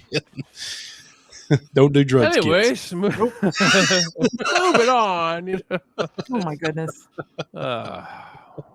What was it Rick James said? Cocaine's a hell of a drug. I'm Rick James, damn it. Oh man. Oh me. I'm kind of glad I never really became a rock star, you know. God. Of course, you know, you're in your early 20s. It's like, hey, we're going to be rock stars. And no. Oh, no. Yep. Hey, y'all it was a pipe dream. Y'all get to meet my Everyone cat. kind of starts out like that. Oh, yeah. I never noticed that y'all got to see my cat back here. Normally, she's pretty Where's invisible. the cat? I didn't see the cat. Right back here, see her? Oh, okay. Like, blends in pretty well. From what? There you go. Hello, kitty. Meow. Yep, that's my boss. She tells me what to do. What is the cat's name? Lily. Lily, come here, Lily. Just kidding. She's just across through the computer screen. She's like, she's got that resting bitch face thing going on. She's oh God. She's always sour looking. She's That's sweet. Awesome. That's cool. Ain't you, sweetie? She's like, hurry up, fat boy. You got to feed me. Oh, gosh. Yes, it's funny to me how animals keep a schedule, but she does. Every morning I wake up at 7:00. She has to have her treats and her water dish changed out. Literally. Or she will just sit there and meow. Aw. That's why I call her boss. Damn cat's smarter than me. Y'all don't have to say anything to that, please. Cats. That's okay. Cats are great. I love cats. I do too. No, she's been with me, God, 7 years. She was a rescue. I got her. That is a long time. I adopted her from PetSmart. I went there, and I guess she had been abandoned, and I took her home. I went there to get dog food for my. I used to have a boxer, and I went there to get dog. Well, you food. did get dog food. It's right. No, just kidding. Yeah, but I came back, and everybody's like, "Okay, I see the dog food. What is that other box?" And it meowed. I was like, "Oh yeah, I kind of brought a cat too." That's awesome. That is so awesome. Oh my God. Cats are great though. I had a cat when I was I had a cat like when I first was born, and that cat, I don't know how she survived so long, but she got to be like a really, really old cat, and she passed when I was like maybe 19 or 20. So that cat was that cat was like with me for a long time. Yeah, cats live to be alive. It's amazing. Live for a long time. Dogs, you might have a dog for maybe 10 years if you're lucky. Mm-hmm. Yeah. Yeah, dogs don't live as long as cats, that's for sure. Wonder why. I don't know. I don't know. Well, cats also rest a lot too. And I asked the vet about that one time just out of curiosity. I said, why do cats seem to sleep so much? And she was like, well, because they are hunters. And if they don't have to exert any energy and save it for hunting, then they'll just rest. Ooh, so they're saving up. Yeah. They're storing all that energy. Unfortunately for her, it's just a lot of laying around, never hunting. Never hunting. Poor kitty, eh? Oh gosh. Wow. Well, I got nothing else. If you all got nothing else, if y'all want to promote your Indiegogos real quick. Well, mine's coming to an end here. We're going to be taking it down this weekend. So last chance to get something. That's all I can say. Last chance to get something. Get something. Still got a few things there. I still have T-shirts for both. Yeah, the link to the T-shirt's still on the Indiegogo. So Awesome. you can... Well, I have. I think we've got about. I forgot the amount of days that we have, but I think we're setting at like 25 days left of the campaign, and I think I'm actually going to, now that I think of it, since this is hopefully going to be the last campaign I do. But I'm probably going to do a premiere as well. I hadn't really thought about that, but I should probably do one of those. So there you go. That'd be awesome. Well, and masks are still available. Oh, I got to look at that because I love masks. Oh, please come buy them because they're just sitting over here. Oh boy. Well, I especially love those masks. It's just something iconic. They're so simple and iconic. It's just yeah, and they're from the. I mean, they are iconic, and they're from the original film. Those three masks, and these are screen used in your film, right? They are. And didn't you?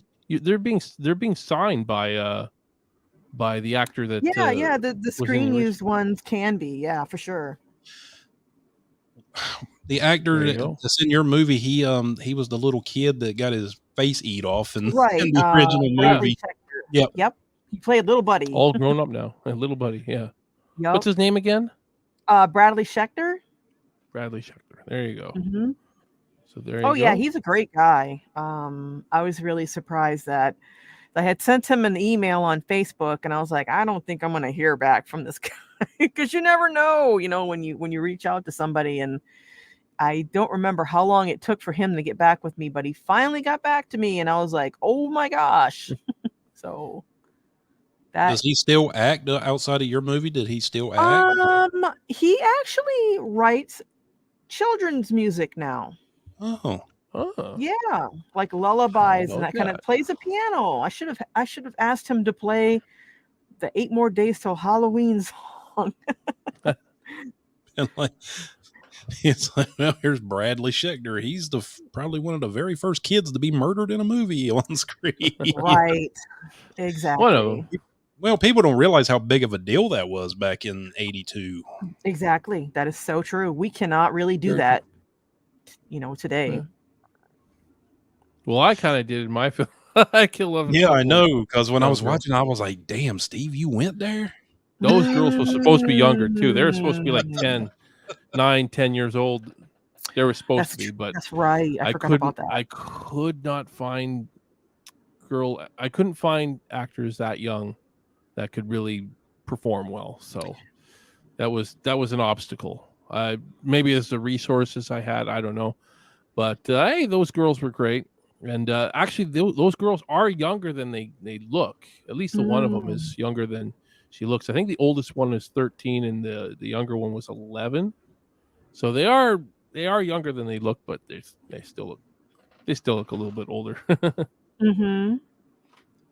Yeah, when you did that, I was like, I think Steve just did a Texas Chainsaw Massacre first by murdering some kids, because all the movies I've ever watched, he never murdered any kids.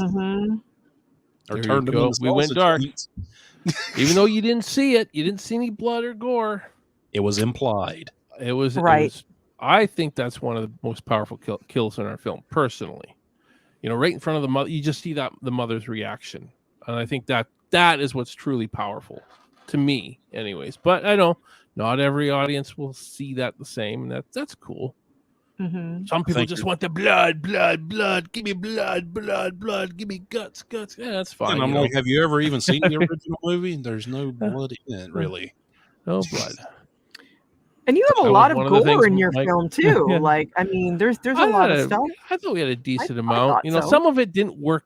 I would say some of the gore effects didn't work out like I'd wanted, but I mean, you win some, you lose some. I guess is the way I kind of looked at it, because we were kind of in a bit of a pickle. That was one of the people that bailed on us, was the original SFX artist that we hired. Sorry, we didn't cast her, but we had hired, and she bailed a month before production. We needed all the Leatherface masks made. Oh god. We didn't have it. We only had one Leatherface mask made at that point, and that was one I made here in Canada with an SFX artist that I worked with. That was Michael McGlynn's face. If you guys didn't know that, she just sculpted it off of from a picture. But yeah, that was the only one we had, and we needed 3 more. So she bailed on us a month before the film. We were about to shoot the film. I had to hire somebody like that, and it was like, do you think you can life cast 3 actors and make 3 masks in a month? And it was like, I think I can do it. Okay, you're hired. That's pretty much how it had to go, though. I mean, you can knock me for making a quick decision on that, but I had to. When you have to get 3 actors life cast and 3 more masks, you gotta do it. That's not an easy It's process. not. And anybody who's done that before knows it's not an easy process. So did he maybe cut some corners? Probably. He probably had no choice. I mean, it takes so long to do that. Yeah. I still kind of like the masks. I still look at them and say they're pretty creepy. They're pretty creepy looking. That's just me, of course. They're not going to be for everybody, but they didn't look exactly like I wanted them to, though. Not exactly, that's for sure. I definitely want to see more of the characters in the masks, because that's the whole point of it, is that he's Right. taking on those characters, right? So you guys saw my live stream about all that, right? Yep. Been a while since I've done a live stream on my own channel. Actually, I want to get back to it. I've been so busy lately. And I think some people get lost in the fact that it's a Leatherface mask. It's not supposed to look pretty and everything. It's a hacked up human face that's been sewn together with shoestrings and God only knows what else. Shoestrings. Yeah, shoestrings. I mean, it's just a put together thing that Leatherface would use. It's not like he's going to the hardware store and grabbing a Shatner's mask from the Devil's Reign and wearing it. Exactly. The Devil's Reign. I just hope that at the end of the day they look like gruesome masks, and I think they do. So I'm okay with the mask. I think they came out really well. There you go. Hopefully our backers are happy about those that bought those masks, because they paid a pretty penny for them. So hopefully they all liked them. I haven't heard any complaints though. So I'm getting ready to get a poster frame to put the apron in. Ooh, I was going to ask you what you were going to do with that. And hang it in here. But I'm also waiting for my poster too, because I wanted to put the poster kind of next to it. Oh, I see. I'm getting on the poster, so I'll be getting on that soon. Sorry for the delay. And then I had the family portrait I was going to put on the other side of it, because I've saved this whole wall right over here for it. I'll put the apron, the family portrait, and then the Sawyer Massacre poster over there next to it. Yeah, I've been focusing on the Blu-rays lately. The Blu-rays have been giving me a little bit of a headache, as I don't know if you guys know anything about recordable Blu-rays and duplicated I don't know. I don't know, but I'm going to have to get with you on that, because I don't know either. And you probably know more than I do. I was about to place an order. I was about to place my order for Blu-rays, and apparently this BDR, which is, I guess, is Blu-ray disc recordable, I think. I think, and those are cheaper. They're cheaper or something like that. And it was going to be a good price for these damn things, but I'm having some people say they won't play on every player. So I'm like, they won't play on they won't play on gaming systems or something like that. So I'm like, I've I don't know. heard that. They might be region locked. They're not region locked. No, Okay. these are region free. So it's not that. It's that they might not play on like CD-ROM or something like that. They're meant strictly to play on Blu-ray players. Right. So I'm like, oh, it's just about to place the order. I think it was actually Adam Freeman that told me about that, because I was about to make the order, and it's like, BDR, don't do BDR. And then I'm having other people saying BDR are fine, like BDR is good. So I'm at a loss here. So I'm kind of like, should I go with the BDR? Or should I not go with the BDR? I don't know. But it sounds like it's going to be way more expensive. Like if I go through disc makers to do the regular Blu-rays, I have to order 1,000 of them. I didn't sell 1,000. I sold a couple hundred. What am I going to do with an extra 800 Blu-ray discs? Sell them at festivals. It took me forever to sell those. Yeah. Go to Vancouver Horror Convention or something, or a comic convention. And I think with the DVD Blu-rays, I think it has to have that DVD logo on it, like that little logo that's in like the center of it on the side. I think that's what it is, but I don't know which one it is. Either the DVD. I'm trying to figure it out. Yeah, I've got it already. I've got it with a menu and everything. It won't be 4K, unfortunately, because it's the UHD 4K is not compatible with menus. So, I mean, I could do it UHD 4K, but then there will be no menu. It'll be everything playing as one file. So you'll have, right after the movie finishes, you'll get the director's commentary, and you won't be able to. It's a Texas Chainsaw Massacre movie. It's not supposed to be 4K. That's the way I was kind of looking at it too, but I don't know. I could do it both ways. I don't know. I could reach out to my backers and say, do you want 4K or do you want a menu? What's more important to you? You know, me, I wouldn't care. I'd probably go with the menu myself. I would rather have a menu because 4K. I can see the difference if I see them next to each other, but if I'm just watching a movie, I can't tell if it's 4K UHD, but you see them side by side, you can see the difference, sure.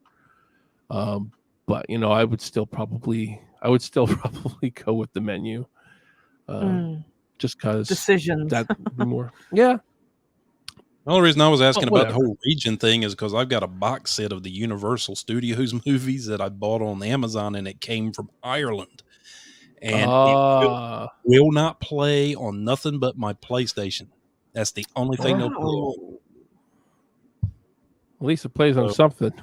And that was my first, my introduction to region lock. I was like, oh, I didn't know about this thing. I thought that no matter where you were, it would play on whatever. Nope, it won't. Yeah. Oh man. So, anyways, I'm just kind of putting some messages out there to people to try to figure out what I really should do, as far as the Blu-rays go.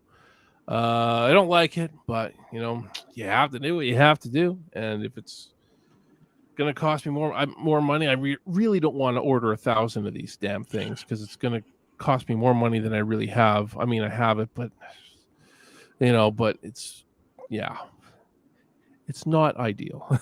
It's other not things ideal for sure. Other things you could put the money into. Exactly, like paying the cast. let me pay my cast more, people. But at the same time, I don't want to deliver my backers a product that doesn't work. Can't use. So I don't know. I have to. I got some research. It turns out to be a coffee mug coaster or something like. Mm-hmm. Put your. Yeah, that's exactly it. Speaking of little trinkets, you got a Christmas ornaments, and it is Christmas.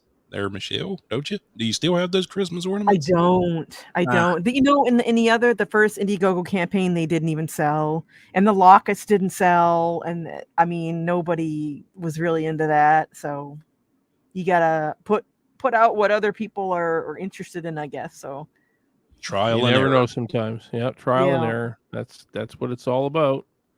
I'm surprised nobody's picked up those masks yet, to be honest with you, I Michelle. know, me too. I don't know what I'm gonna do. I think they're. I mean, to me that's collectors, and if the guy's going to sign them too, that's a Well, bonus. I don't know. If they're still there in the next 2 weeks, I get my Christmas bonus. I might buy There you me go. a present. You hear that, folks? You got to beat John to it. You got to beat John to Yeah, it. because if you don't, I'm going to get them because I collect all that crap. That would be amazing. Like I That would really be have amazing. room for it. This little room I've turned into a studio looks like Man, Fred's backyard. I got room for nothing these days. With 2 kids in our tiny place, we don't got room for anything. I got 3 guitars over here, 2 amps, a tower of DVDs, VHS tapes, action figures that I've hung on the wall back here in the back. Nice. Awesome. Yeah. I mean, it looks like you're working in like a gift shop or something. Yeah, if y'all want to buy the shit, let me know. There you go. That's awesome. Excuse me. You can't have my Fender Strat, though. That's the only thing you can't have. Yeah. You can have anything Oh, else. Oh, and my computers, because I kind of need them. Yeah. I hear that. I need those. Yeah, I hear that too. Yeah, it's... I got a small apartment, and I was like, damn, John, you got a problem. Anyone who collects has a problem. I hear that. Like It's very the other addictive. day, when the Power Ranger actor died, I was like itching. I was like, I'm gonna go buy the figures because I know they're gonna sell out and they're gonna be worth something. And I hate knowing that I'm trying to collect off of somebody passing, and that was reason. That is the reason why I didn't do it. I said, yeah, because I loved that show when I was a teenager. Yes, I was a teenager when I was watching it, and but it was just something about it that just drew me into it. But I was like, I got to meet that guy at the Comic-Con 3 years ago, and super cool guy. And I hate that this happened to him. And that was why I was like, you know what? I'm not going to go cashing in off of his memory. I'm just going to leave it be and let the other vultures go out there and get all the figures and stuff. I have a figure that he signed. So I've got something with his actual signature on it. So that's pretty cool. Mm-hmm. That's There you go. awesome. I'll be honest, I never watched Power Rangers. I was never into that growing up. I was about 13, I think, when it started. 12 or 13 when that show started, and it was never interested me. So, well, this is story time with Uncle John here. The reason why I watched Power Rangers when I was a teenager in high school is because Uncle John used to do a lot of weed. And when he would do a lot of weed, Power Rangers being colorful and all this other stuff, it drew me in. I was like, this is super cool while I'm eating Doritos and got the Mad Munchies and everything going on. So yeah, weed is why weed is why I became a Power Rangers fan. Oh my I even told one of them that, and they laughed. I was like, "You think a 17-year-old was really going to sit there and watch that show and not be high?" Oh God! There you go. And that was story time with Uncle John. Don't do drugs. Story time with Uncle John. Love it. Oh man. If we're gonna be like, this guy's an idiot. Why do we even subscribe to him? Because you're awesome, John. You are awesome. I try to be. Having fun. That's my belly's starting to growl and I'm getting a little hungry. Speaking of Doritos. Yeah. Well, I got to eat better now. I have high cholesterol, so I got to watch what I eat. I don't have that teenager metabolism anymore. I hear that. Me too. I hate getting older. But if you don't get older, you die, right? So, yeah. I'm going to live forever. Come on, Elon Musk. I need that robot body. Oh, Oh God. God. The only person in the world trying to find a cure for death. Hey, Cure. if you tell Basically, me I'm it's- dying of something that's terminal and he wants a subject to try to suck my life essence out of to put into a Oh, robot, God. hey, I'll be your Bender from Futurama. Come on, let's make it happen. Just don't put my head in one of those floating jars where I'm just up on somebody's mantle like they did in that show. Because then I'm going to be super pissed because I'm just sitting there floating around bobbing. Oh, goodness. Anywho,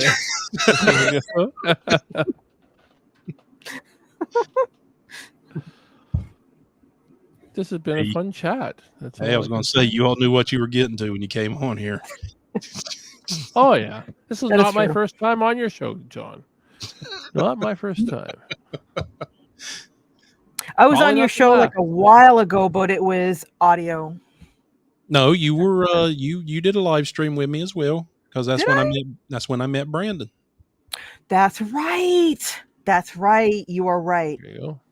And I think that's the time that we had Wendy Westberg on for a little bit. Yeah, and we just lost her altogether. Yeah. She actually got back with me and let me know that yeah, like this is kind of unbelievable, but I guess while she was online, a truck or something hit a telephone pole and knocked the power out. Oh, And I was like, what? Talk about a Ooh. misfire. well, I thought maybe I was like, damn, did I say something that pissed her I off? was thinking that same thing too. Like, was I not like a good like host or something or person to talk to? And nope, it was You never know that sometimes. dang truck, Yes. that dang truck that went. Yeah. Go to hell, John, and click off. Hey, I've been married before. I've been told way worse.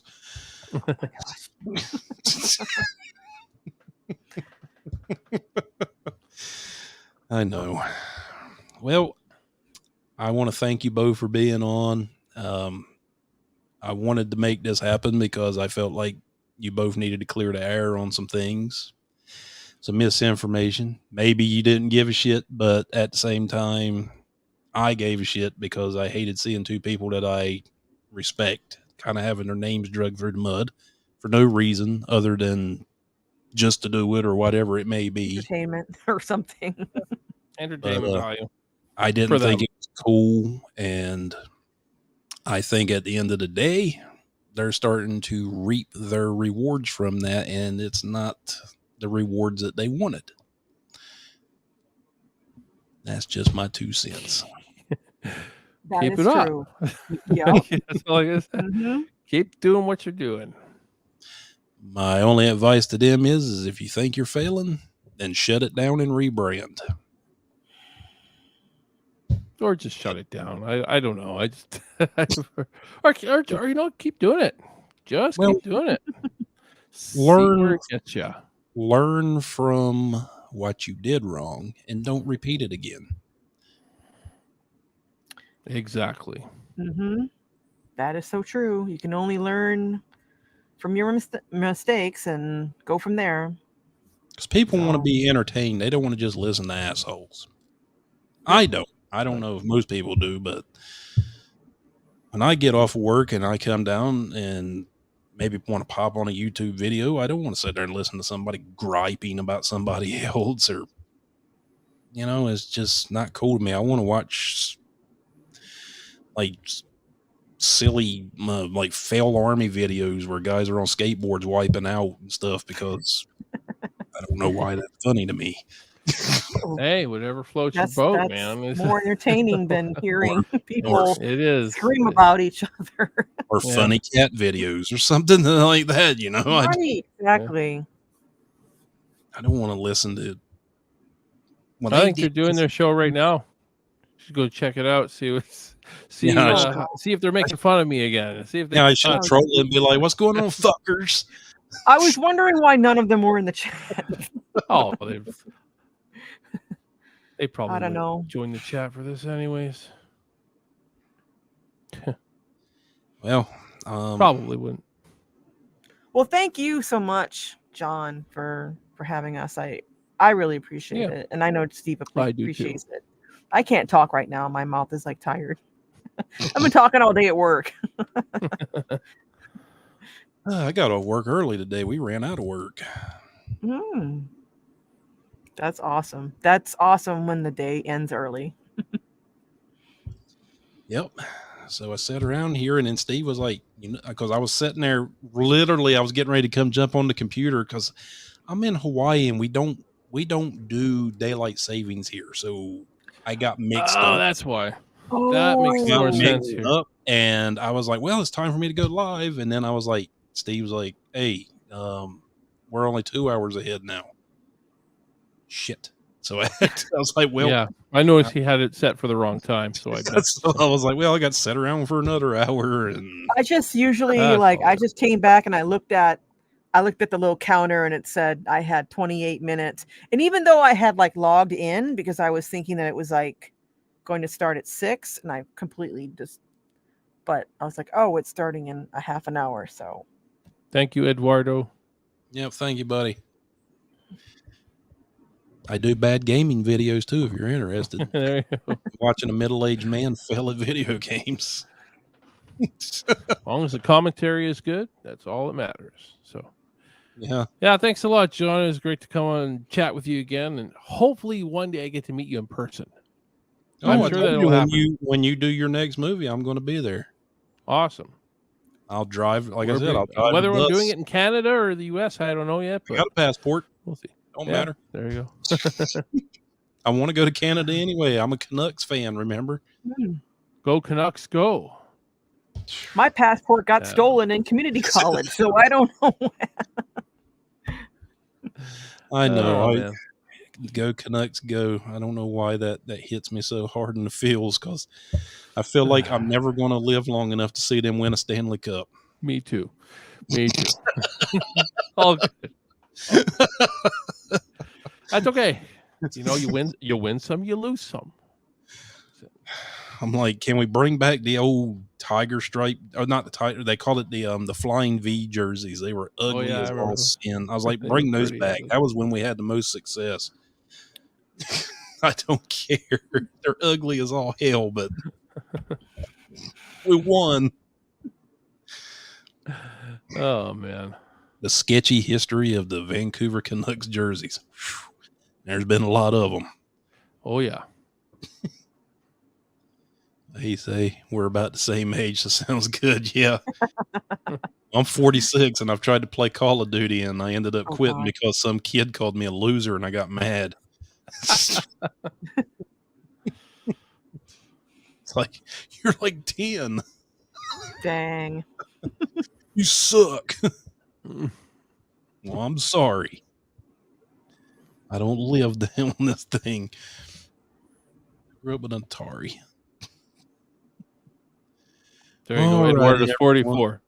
Okay, well, you're just right behind me. Mr. 44. I'll be 47 in February. Well, happy birthday. Yeah. Well, it's not yet, but yeah, it's getting there. Almost. I don't celebrate birthdays anymore because now it's like just one more year closer to death. Oh, gosh. What a way to look at it, eh? Unfortunately, yeah. All right, everybody. Well, I want to thank everybody for joining us and want to thank our two guests, Steve and Michelle. Wish you much success in your endeavors. Which thank you so much, ain't sir. like I ain't going to talk to you again, but I feel like I'm telling you all goodbye forever. Oh my gosh. Oh, of course not. Of course not. But like I said, I just wanted to give you all a little bit of a platform to stand up on and preach to the world like, hey, this is what's really going on and not this shit over here. True. That's okay. That's if any of our followers are even paying attention to that.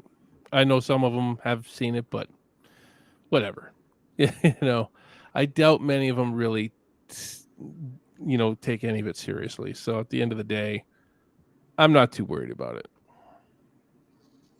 March, but birthdays suck. Just getting closer to the end. Yeah, it's like Oh, that God. Doors song. This is the end. This is the end, my friend. Lizard King, baby. I'm a Doors fan. Oh, yeah. My mom brought me up on some stuff that probably people would never heard of. Doors, Who, Emerson, Lake and Palmer. Oh God. Of course, Zeppelin, Sabbath, Steppenwolf, Oh, I've heard Steppenwolf. Yeah. Iron Butterfly, Yeah. Joe Cocker, Janis Joplin, Mhm. Jefferson Airplane before they became Starship and sucked. I'm sorry, I wasn't a fan of 80s Jefferson, whatever they were. I was a fan of. I was a big fan of Jefferson Airplane, the hippie version. Their lead singer, that female, God, what was her name? What, Anyway, from Jefferson Airplane? Yeah, Grace Slick. yeah, Grace Slick. Oh my God, that voice, especially the song "White Rabbit." Listen to that. Ooh. Oh yeah, I know the tune. You've got to be on acid to really appreciate it, probably. But But Ooh, just the way pardon me. just the way she The sings, day's getting to me.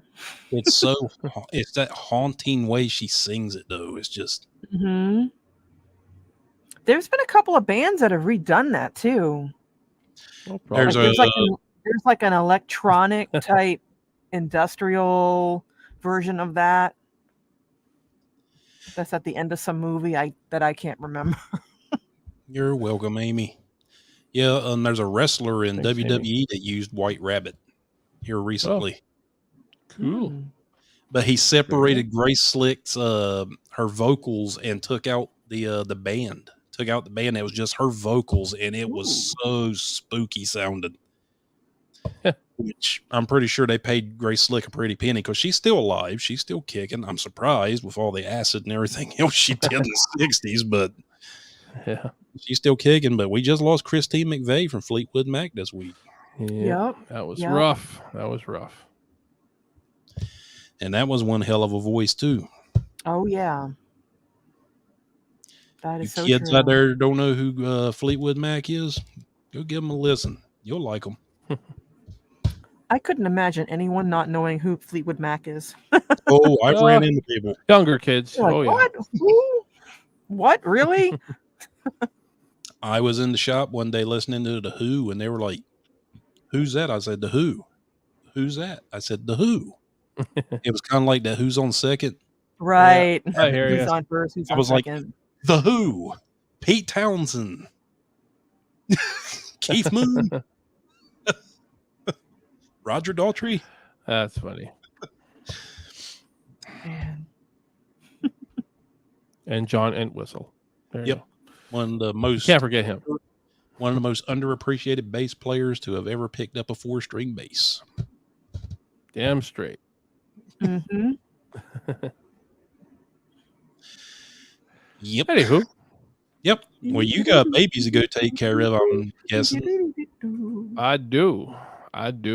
Thank you for having me, though, John. And You're good to see welcome. both of you. And Thank guys you for having me. have yourselves a You're wonderful day. welcome. Well, guys, I'm going to get out of here. I want to say thank you to Steve and Michelle again for coming on.